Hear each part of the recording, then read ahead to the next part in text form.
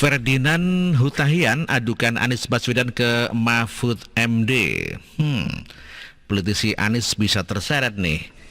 Mantan politikus Partai Demokrat Ferdinand Hutahian mengadukan Gubernur DKI Jakarta Anies Baswedan kepada Menko Polhukam Mahfud MD. Aduan Ferdinand Hutahian disampaikan melalui surat. Kemarin saya sampaikan surat yang berisi laporan singkat dugaan pelanggaran yang dilakukan oleh Anies Baswedan dan permohonan saya kepada Menko Polhukam agar mengkoordinasikan jajaran penegak hukum yang diatur oleh konstitusi dan undang-undang. Saya ingin supaya aparat hukum di jajaran koordinasi Mahfud sebagai Menko Polhukam bekerja dengan adanya laporan ini, demikian kata Ferdinand Hutahian. Ferdinand mengaku surat aduan terhadap Anies Baswedan telah diterima bagian Sekretariat Kemenko Polhukam. Dalam suratnya, salah satu sorotan Ferdinand Hutahian adalah mengenai fee Formula E. Landasan laporan sejelas ada audit BPK yang mengatakan bahwa fee Formula E tidak bisa ditarik alias hangus. Artinya ini hangus dan ini merugikan keuangan negara. Maka saya berharap Menko Polhukam akan memerintahkan Kejaksaan untuk melakukan penyelidikan dan meminta BPK menghitung kerugian negara dari kasus Formula E itu salah satu soal dugaan korupsi selain adanya kelebihan bayar proyek damkar dan PLTS, demikian katanya. Ferdinand Hutahian juga menyinggung perjalanan Anies ke sejumlah daerah di Jawa. Menurut Ferdinand, Anies berpolitik dan seharusnya mengajukan cuti. Yang berikut terkait dengan perjalanan Anies ke Jatim dan Jawa Tengah, landasan hukumnya jelas. Ada undang-undang Pemda, ada aturan-aturan pejabat publik yang tidak boleh berpolitik dalam pekerjaan dan jabatan. Itu pelanggaran. Silakan Anies berkampanye tapi cuti dulu dari jabatannya sebagai gubernur, demikian kata Ferdinand. Ferdinand mengklaim aduannya terhadap Anies Baswedan bersifat penegakan hukum, bukan politis. Meski demikian, Ferdinand tidak masalah jika ada yang menganggapnya politis. Ada yang bertanya kepada saya, Bang, kenapa kepala daerah lain tidak dilaporkan? Jawaban saya belum menemukan tokoh lain yang serupa. Jika ada, tolong kasih info saya dan akan saya laporkan juga, demikian katanya. Saya bergerak berdasarkan informasi yang saya miliki dan kebetulan soal Formula E sudah lama dan saya telah bersuara sejak dulu, namun KPK tidak pernah menindaklanjutinya sebagai sesuatu yang patut diduga sebagai perbuatan merugikan keuangan negara atau korupsi, katanya. Untuk diketahui, pergelaran Formula E di DKI Jakarta resmi ditunda ke tahun 2022. Jack Pro selaku pihak yang ditunjuk sebagai penyelenggara buka suara soal dana yang sudah dikeluarkan hampir 1 triliun itu oleh Pemprov DKI. Dana itu tidak hangus karena Jack Pro Jakarta Express maksudnya ditunda 2022. Uang yang sudah dibayarkan akan digunakan untuk event di tahun 2022, demikian kata Proyek Direktur Sportainment PT Jakarta Propertindo M. Maulana. Dana hampir 1 triliun itu terungkap dari hasil audit BPK tahun 2019. BPK merinci soal total sekitar 983,331 miliar rupiah yang telah dibayarkan. Rincian adalah 560,31 miliar digunakan untuk membayar komitmen fee Formula E. Dana setengah triliun rupiah itu dibayarkan pada 2019 dan 2020. Ya, dan menurut catatan BPK, Pemprov DKI membayar bank garansi senilai GBP 22 juta atau setara 423 miliar rupiah. Namun terkait bank garansi ini, PT Jakpro telah bernegosiasi ulang pada 13 Mei 2020 kepada FEO untuk menarik bank garansi dan telah disetujui. Maulana pun menerangkan komitmen fee Formula E tidak dikembalikan karena ajang Formula E hanya ditunda, begitu katanya. Dia pun menyinggung soal gelaran olahraga internasional yang juga tertunda akibat pandemi. Kita tidak mau membatalkan Formula E di Jakarta, hanya menunda karena itu komitmen fee yang sudah dibayarkan akan digunakan untuk pelaksanaan event 2022, demikian paparnya. Maulana mengatakan komitmen fee itu nantinya akan dikembalikan lagi ke Pemprov DKI untuk pembiayaan logistik acara, penginapan, pembalap dan tim yang jumlahnya mencapai 2.000 orang, termasuk pembuatan tribun acara, hadiah pemenang sampai sertifikasi event. Soal tudingan berpolitik Anies Baswedan ke Jawa Tengah dan Jawa Timur dalam rangka kunjungan kerja, Anies menyebut kunjungannya ke Cilacap, Jawa Tengah yang adalah panen raya gunanya untuk stok beras Jakarta. Program ini memberikan manfaat bagi semua. Pertama, melalui program ini kita memotong mata rantai tata niaga beras, sehingga para petani akan bisa mendapatkan harga jual yang lebih baik. Di sisi lain, masyarakat di Jakarta akan bisa mendapatkan beras dengan harga yang lebih terjangkau, kata Anies. Di Jawa Timur, Anies menandatangani MOU ketahanan pangan. Kita ini sedang berbicara tentang kebutuhan pangan, ketahanan pangan, dan ingin memastikan bahwa harga di perkotaan mendapatkan supply yang terjamin. Di sisi lain, kami ingin berbalas budi dengan petani dengan membangun sistem berkeadilan, demikian kata Anies. Demikian kabar hari ini, terima kasih. Wassalamualaikum warahmatullahi wabarakatuh.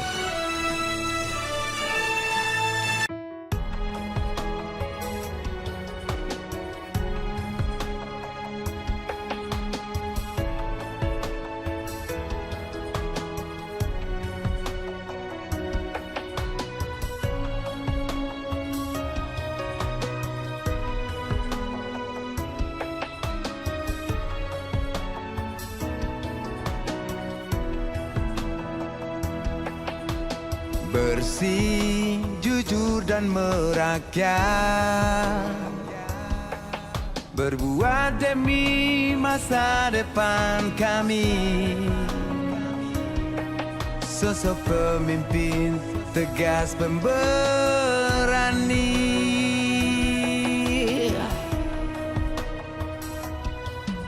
Kamu tidak tergantikan, terbukti baktimu untuk negara Indonesia Timur bersuara.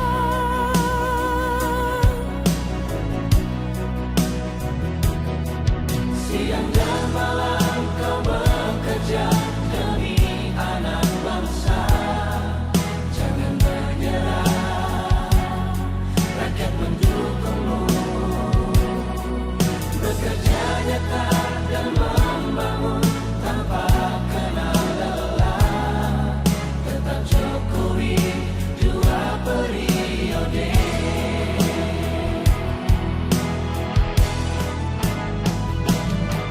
Ayo Jokowi, rakyat mencintaimu. Pilih Jokowi, Indonesia kejar. Ayo Jokowi, rakyat selalu berdoa. Pilih Jokowi, Indonesia jaya.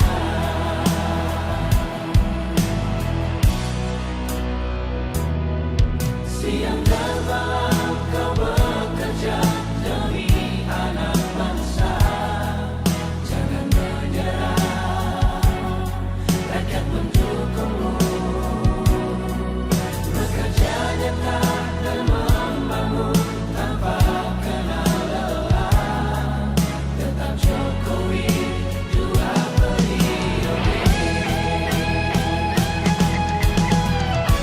Dulu, Maluku Utara dianaktirikan.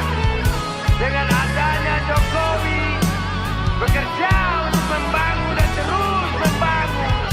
Sekarang kami, Maluku Utara, sudah menjadi anak sungguhan yang selalu diperhatikan. Jokowi, rakyat membutuhkanmu. Ayo Jokowi, rakyat mencintaimu.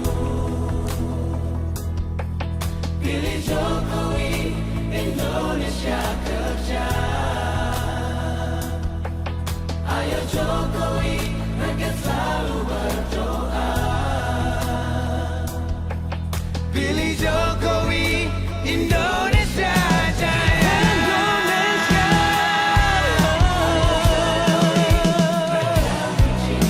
Rakyat mencintaimu.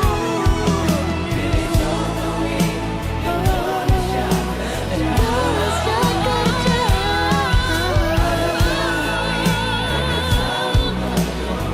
Rakyat